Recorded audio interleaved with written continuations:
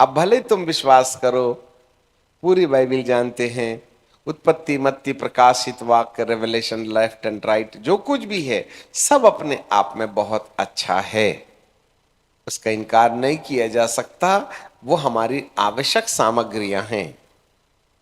परंतु यदि इन आवश्यक सामग्रियों के साथ साथ जो मुख्य दर्शन मेरा है कि मुझे जी उठने के पद को प्राप्त करने के लिए सिद्धता नाम के पदार्थ को पकड़ने बाबत मुझे बीते कल की कहानी याद करना है, मुझे बीते कल की कहानी को भूलना है। अब हमारा इसका, हमारे अवचेतन मन से इसका अपना गहरा संबंध है। सबकॉन्शियस माइंड, चेतना से हम दुनिया के साथ संबंध जोड़ के रखते हैं, परंतु जो संबंध व्यवहारिक हो जाता है वह अवचेतना में रिकॉर्ड हो जाता है। यादें कहते हैं जिसे।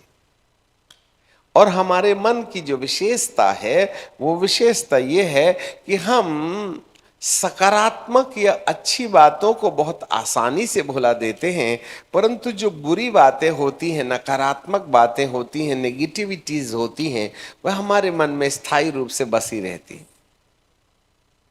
और आपको मालूम है, बाहर रहने वाले दुष्ट आत्मा का अंदर में रहने वाली परिस्थितियों को इस्तेमाल करने का अभ्यास है। दुष्ट का सबसे आसान तरीका वह हमारे बीते कल को अवचेतना से चेतना में लाता है। सबकॉन्शियस में यदि कोई चीज है तो दुष्ट आत्माएं अवचेतना के चित्र को चेतना में ले आती हैं, और जैसे ही अवचेतना की कहानी जो नेगेटिविटी में है, वैसे जैसे ही वह अवचेतना से चेतना या सब कॉन्शियस से कॉन्शियस में आती है, उसी समय हमारा मन उदास, निराश, चिंतित, दबाव में आ जाता है। हम इरिटेट होने लगते हैं, घबराने लगते हैं। हमारे मन के अंदर बीते कल की कहानी याद आते बराबर फिर से जोश आ जाता है, बैर आ जाता है, कपट आ जाता है, हम ऑफेंसिव हो जाते हैं या डिप्रेशन में चले जाते हैं। ये डिप्रेशन एक आम शब्द है, डिप्रेशन। डॉक्टरों से पूछो सर ये डिप्रेशन क्या है, तो बोले जो व्यक्ति बीते कल की कहानी याद करके अपने आप को बिना काम में व्यस्त कर देता है, उसी को डिप्रेशन बोलते हैं। फिर उसके काम करने का मन खत्म हो जाता है, उसको बीते कल की कहानी याद आती है। बीते कल का नकारात्मक घटना जब उसके माथे में आती है तो उसका आनंद सूखे कपड़े के समान वाइफ अवे, जैसे पानी सूख जाता है, उड़ जाता है, हमारे मन का पानी भी उड़ जाता है। No peace and joy. और बाइबल कहती है शांति का परमेश्वर आप ही शैतान को तुम्हारे पैर के नीचे कुचलवा देगा। अब हमारा मन है अशांत, और अशांति का आधार है अपने बीते कल की कहानी को अवचेतना में ले आना, अवचेतना से चेतना में लाना, और इसमें दुष्ट आत्माएं हमारी मदद करती हैं। There is a demon spirit hovering over our mind. वो कोई नई बात नहीं डालती है, उनको अधिकार है कि अवचेतना की बातों को चेतना में लाना। और हमारा मन इस बात के लिए अभ्यस्त रहता है कि हम पुरानी कल की नकारात्मक बातों को जो हमारे मन में बीते दिनों में घटी थी, उसको हम फिर से चेतना में लाके चिंतन करने लगते हैं। और जब चेतना में चिंतन शुरू होता है तो प्रश्नवाचक चिन्ह खड़े हो जाते हैं, और यही हमारी सिद्धता को नुकसान पहुंचाता है। आज कितनों को बीते कल का नकारात्मक याद है? जितना ज्यादा बीते कल का नकारात्मक याद करिएगा ना, आप सिद्धता के पदार्थ से उतने ही दूर होते जाइएगा। यही तो बात है, बाबा पौलुस को समझ में आ रही थी। सेवकाई का एक लंबा पड़ाव वो पूरा कर चुके हैं, परंतु उनको कुछ कमी महसूस हो रही है। वे अभिषेक में बहने में तीरंदाज है, परंतु व्यक्तिगत मामले में वे हार महसूस कर रहे हैं। आज कितने हैं जो एक सफल सेवक होने का एहसास बाहर में करते हैं, परंतु जब वे व्यक्तिगत जीवन में आते हैं तो पर्दे के पीछे आपको हार महसूस होती है। तो हमें फायदा क्या? इसलिए प्रभु ये नहीं कह रहे हैं कि केवल तुम दूसरों के उपयोग की बातों को खोजो, और तुम्हारे उपयोग की चीज क्या है? हम दूसरों को तो कपड़ा पहना देते हैं, पर हमारे ही फटे हुए हैं। हम दूसरों के घरों की शांति की बात करते हैं, पर हमारे घर में तो शांति खुद भी नहीं है। तो हम दूसरों को धर्मी बनाने में असफल इसलिए हुए क्योंकि जिस जगह में हम हारे हुए हैं वहां आप दूसरों को विजय होने में कभी मदद नहीं कर सकते। जो हारा है, जो हरेंद्री है, वह विजेंद्री का संदेश जरूर देगा, परंतु विजेंद्री नहीं बना सकता है। Ministry is not preaching the gospel, वो तो गधा भी बोलता है। बट हर एक हरेंद्री को जितेंद्री बनना है, इंद्री जयम। और इंद्री जयम का मतलब होता है अवचेतना की बातों को ठिकाने लगाना। अपने दिमाग में पुरानी यादों को मिटाना। और दिमाग के अवचेतन में पुरानी यादों को मिटाने के लिए एलन मस्क के पास भी कोई टेक्नोलॉजी नहीं है। None of the science and the technology can help you to forget the behind. बस वो तुमको नींद का इंजेक्शन दे देंगे, जब तक नींद आएगी तब तक दिमाग, जब तक दिमाग सूजा और फूला रहेगा तब तक दिमाग में पुरानी बातें भूल जाएंगे। और जैसे दिमाग तंदुरुस्त हुआ, नींद से जागे, नशा समाप्त हुआ, होश में आए, सिलसिला पुराना वाला फिर शुरू हो जाता, फिर खाओ। तो ये गोली खाने का काम तुमको मौत के समय तक करना पड़ेगा, तब जाके तुमको छुटकारा मिलेगा। अब जैसे ही आप शरीर में मरे ना, तो दिमाग बेचारा जिन बातों से उलझा हुआ है, अब पहले तो आप शरीर में रह करके उसको भुलाना चाहते थे, अब तो आत्मा स्वतंत्र हो गई। तो स्वतंत्र आत्मा जैसे ही शरीर से आजाद होती है, वह सिलसिला जो शरीर में था ना दिमाग को, वो अब स्वतंत्र आत्मा के साथ में अनुभव में आने लगता है। इसका मतलब है मरने के बाद तो टेंशन कई 100 गुना बढ़ जाता है। और इसी दशा में भूत लोग कहते हैं चलो हमारे साथ, हम नीचे तुम्हें आधा नहीं कंप्लीट रेस्ट देंगे डिप्रेशन का। फिर वहां करोड़ों साल तक था थैया करके नाचते रहिएगा, क्योंकि आपने जीते जी इलाज नहीं किया अपने कॉन्शियस में, सबकॉन्शियस माइंड का, उसको भुलाए नहीं आपने। यही है सिद्धता का पदार्थ। मैं पिछली बातों को भूलता हूं, और भूलना एक युद्ध है। भूलने के लिए एक तपस्या की आवश्यकता है। It's a warfare. हम शैतान से लड़ते हैं, पर आपको मालूम है वो तो अंदर बसा हुआ है, आप बाहर ढूंढ रहे हो। बाहर वाले को कहते हैं शैतान मैं तुझे बांध देता हूं। यदि आपने एक डाल काट भी दिया तो जड़ और पीड़ तो हमारे अंदर है ना, अगले हफ्ते वो डाल वहीं मिलेगी, पहले से ज्यादा शक्तिशाली होगी, क्योंकि छटाई हो गई। आज कितने सेवक लोग त्रस्त हैं, एक शब्द निकलता है, यार मजा नहीं आ रहा। भूत तो निकाल के आए हो भाई, उसको तो ठिकाने लगा दी तुमने, पर हम तो कहते हैं अपने व्यक्तिगत जीवन में मजा नहीं आता, टेंशन में हूं मैं। इसका मतलब हम दूसरों की सेवा करके हरेंद्री हैं। हमने वो पदार्थ नहीं पकड़ा जिस पदार्थ को पकड़ने के लिए प्रभु ने उसको, पौलुस बाबा को शाऊल से पाउल बनाया।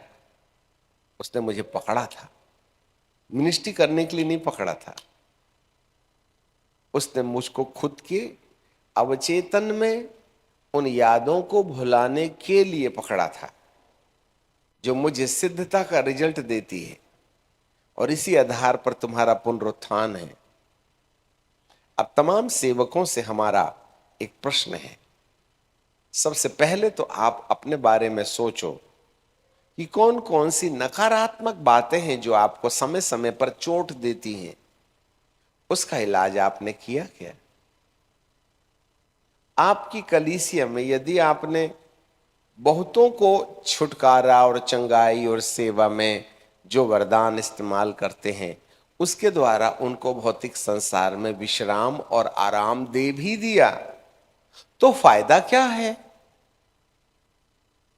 वे भी तो आपके समान उसी दशा में उलझे हुए हैं।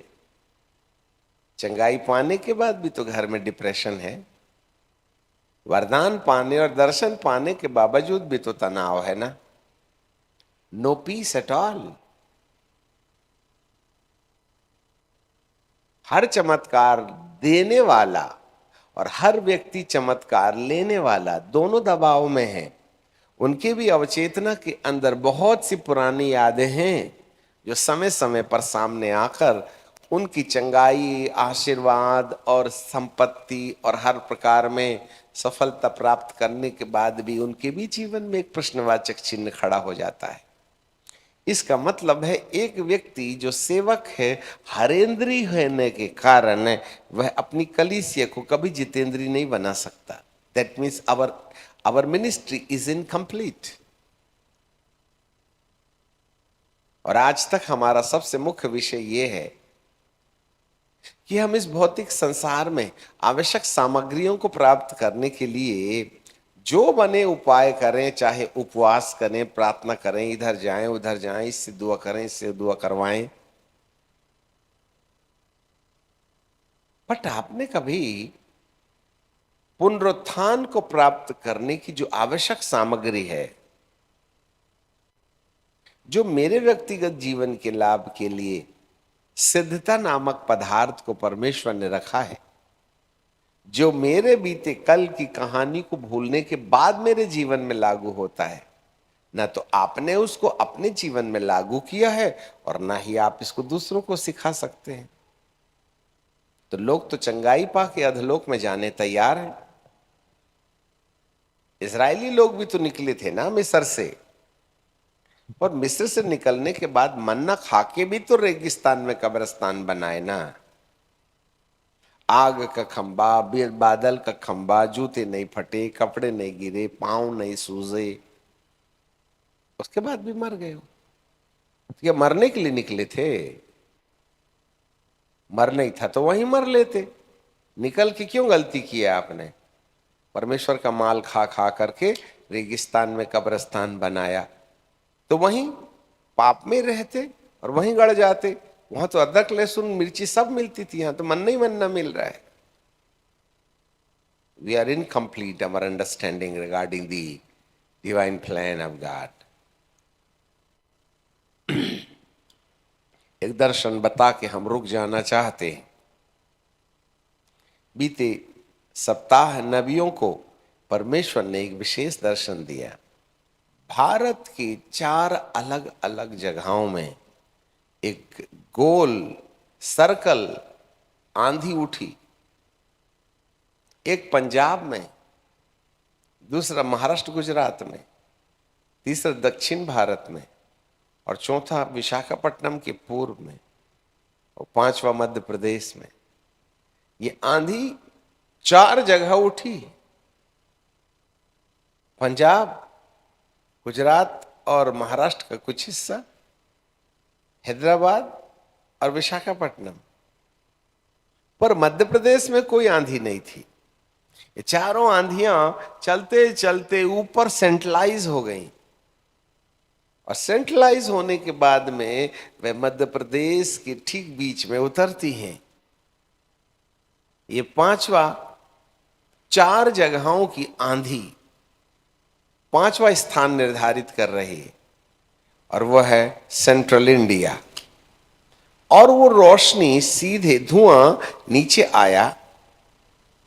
जैसे ग्लास में पानी डाले तो पानी नीचे से भरना शुरू होता है, वैसे ही ये श्वेत आंधी का बादल मध्य प्रदेश में जब उतरा तो सबसे पहले पैर का निर्माण हुआ।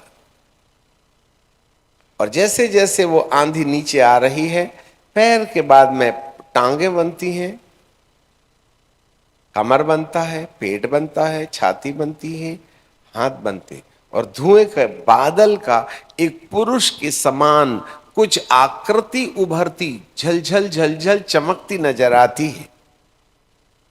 अब मुंह भी बन गया, नाक भी बन गया, और आंख के हिस्से पर जब ये धुआं जाता है तो दार्शनिक दर्शन देख करके कहता, अरे ये तो प्रभु है। जितना बोलने की देरी है, धुआं एकदम से फट जाता है, और जो अभिषिक्त हैं वे दूर भाग जाते हैं। आंखें उसका निचला हिस्सा। इसका मतलब है हम समस्त सेवकों ने प्रभु की देह का निर्माण तो कर लिया, परंतु उस देह में जो सिर का प्रमुख भाग है, जो देखने से शुरू होता है, और इसके बाद दिमाग, the spiritual site and the spiritual mind. आज कलीसिया के अंदर ये दोनों चीजें अस्थिर हैं, इसका निर्माण नहीं हुआ। Body is available, the body of Christ is ready.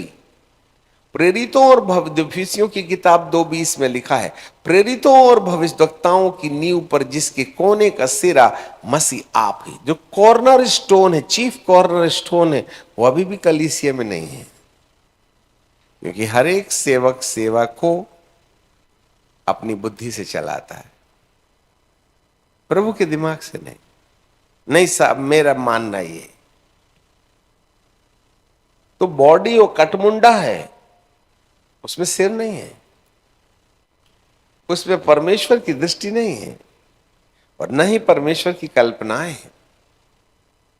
आज जितनी भी कलीसियाएं धरती के अंदर में हैं, उस पर जो मुख्य अगुवा है वह अपनी मर्जी के अनुसार कलीसिया को रोपित करके अपने हिसाब से चलाता है, पवित्र आत्मा के हिसाब से नहीं। और यही एक कारण है, अलग अलग सिद्धांतवादी सेवक अपने अपने सिद्धांतों काम करने की शैली के आधार पर जब वे सेवकाई में आगे जाते हैं तो वहां परमेश्वर के मन की गैर मौजूदगी रहती है, क्योंकि उनका अपना खुद मन, उनके काम करने की शैली। इसलिए तो यशायाह की किताब के 66वें 55वें अध्याय के 6वें 7वें 8वें पद में लिखा है, तुम्हारी युक्तियां और मेरी युक्तियों में स्वर्ग और पृथ्वी का अंतर है। तुम्हारी कल्पनाएं और मेरी कल्पनाएं एक सी नहीं, दोनों के बीच में आसमान और जमीन का अंतर है।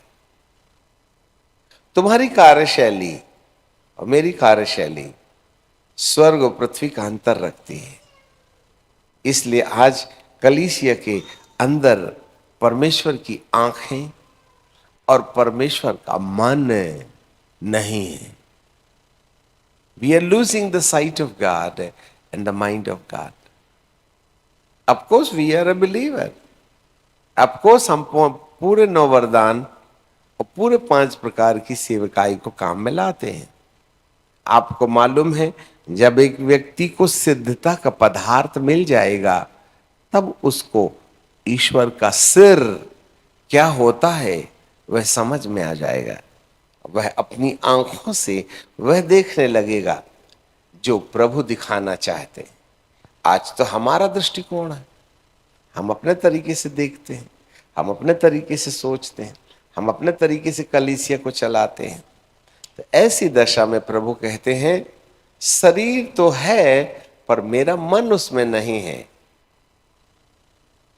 और अंत के दिनों की जागृति में प्रभु हमको अपने तरीके से देखना सिखाएगा। नंबर 2, वह अपने तरीके से सोचना सिखाएगा। तैयार करें अपने मन को सिद्धता का पदार्थ पाने के लिए।